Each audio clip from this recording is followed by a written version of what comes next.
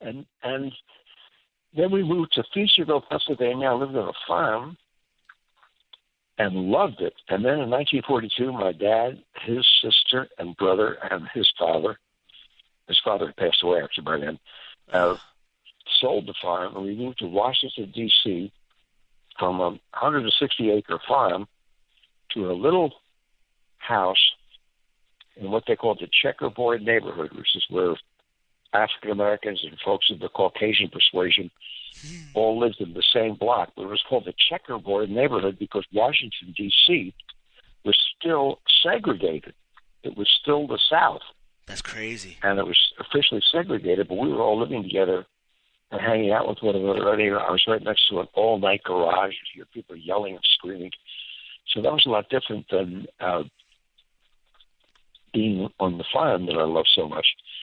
But I had a chance to hear so much music and was so blessed to meet all these extraordinary musicians. And during the time I lived there, I ended up meeting Dizzy Gillespie, who came down to my basement apartment when I left home.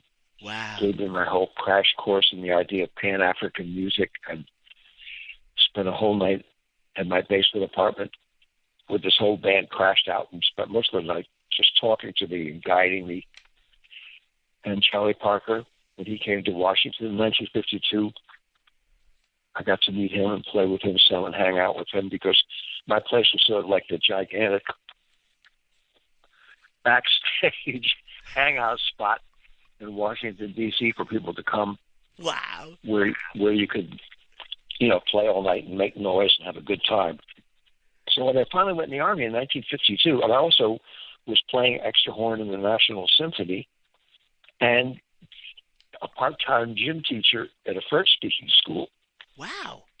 So when I went in the Army, I already had enough of a basis, so the whole time I spent in Europe, I was able to play. I was with the Seventh Army Symphony. I was able to play symphony music and try to compose the best I could, and also to check out learning the different languages of the countries I was in and try to hear the music. And I liked it so much that when it was time for me to get discharged, I got discharged from the Army in Europe and stayed over there for an extra year and worked as a musician. I lived in Paris. Wow.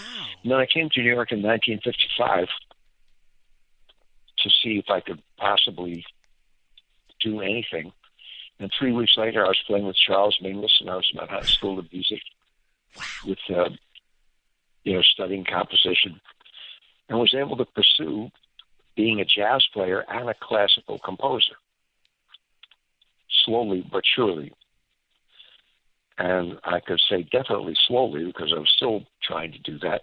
Yeah, you too and much. And surely because I never felt that one was inferior or superior to the other. I saw them all as part of a whole beautiful picture of music, just as there's different languages and different ways of cooking and different ways of dancing and different ways